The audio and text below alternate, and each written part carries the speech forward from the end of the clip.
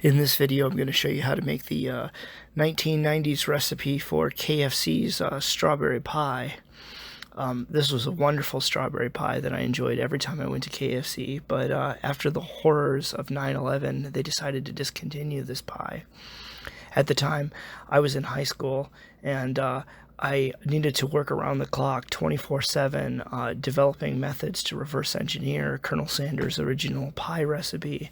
And through dozens of successes and failures, I finally figured out exactly how to do this. So this video is going to show you the secrets that I, Prepper Chan, have discovered.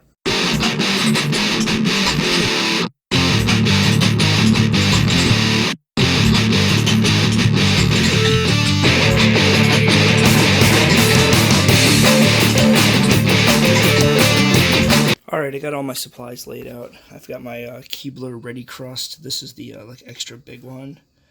And it actually holds quite a bit more strawberries. As you can see, this is the Keebler Elf, and elves are Welsh. This gentleman right here, he definitely looks Welsh. This was made in Chicago, the murder capital of the universe. I've also got this bowl over here on standby for all of my strawberry scraps, and like if I find some bad strawberries.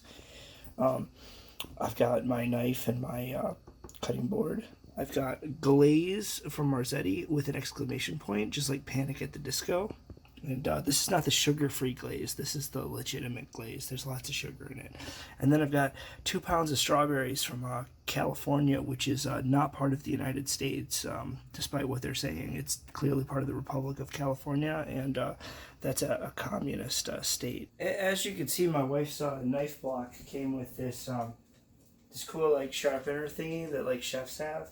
So, you know, just for aesthetics and the sweet audio, you know, just do this a couple times. I don't actually know what I'm doing with this thing, but it sounds fucking awesome. The noise that it makes, thinking, yeah, fuck yeah, it sounds awesome.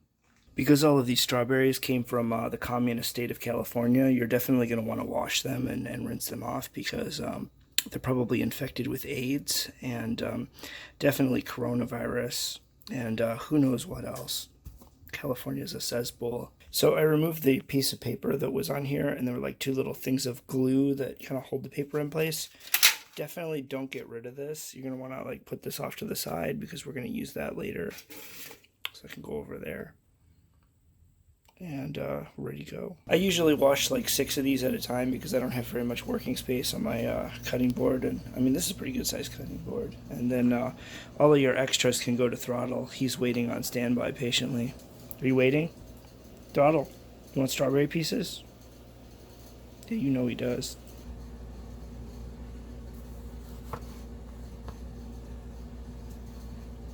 Uh-oh. Got a little piece of leaf right there.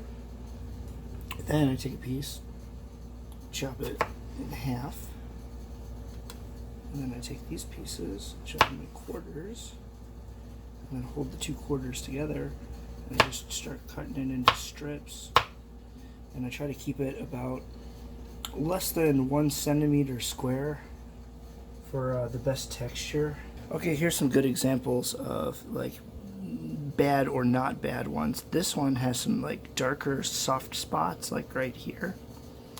Camera's not really picking that up very good, but that's actually totally safe to eat, and it will have more flavor than like the whiter, like paler parts of a strawberry. The texture is just really soft, so people use those for jams and jellies, and in this case pies.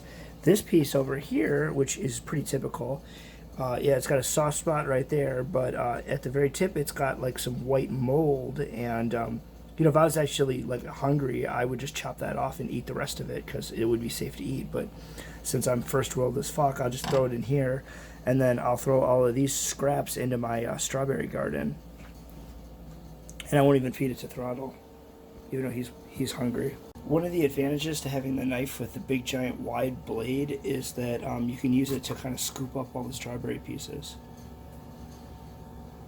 So when I chop this into a bunch of different bits, I can pick all the bits up at once, like so. and use it as a shovel. Alright, this is about how much I'm going to fill the pie up. I mean, that's about a little over level with the pan thingy.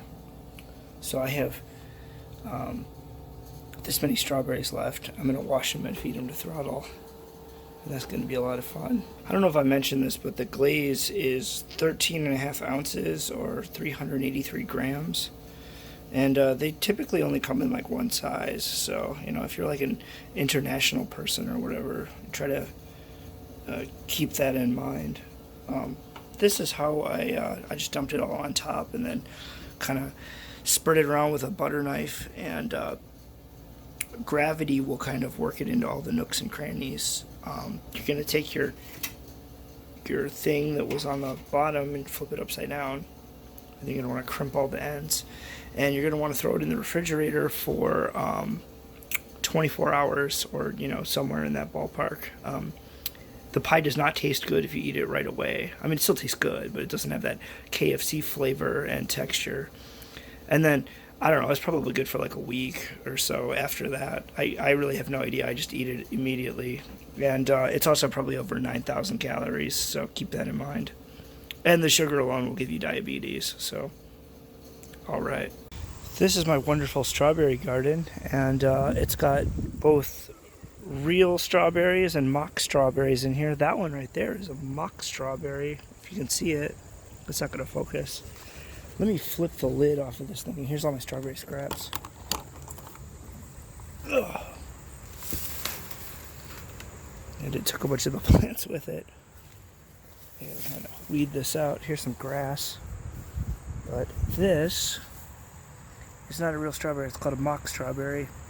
And you can still eat it, but it doesn't taste good like a strawberry.